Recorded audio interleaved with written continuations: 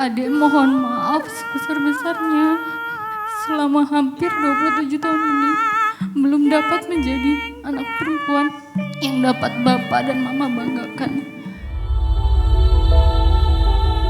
Saya nikahkan dan kawinkan engkau dengan anak kandung saya. Saya terima nikahnya dan kawinnya Kantia Pratita Danurdana binti Hendro Warsono Hadi dengan mas kawin tersebut dibayar tunai.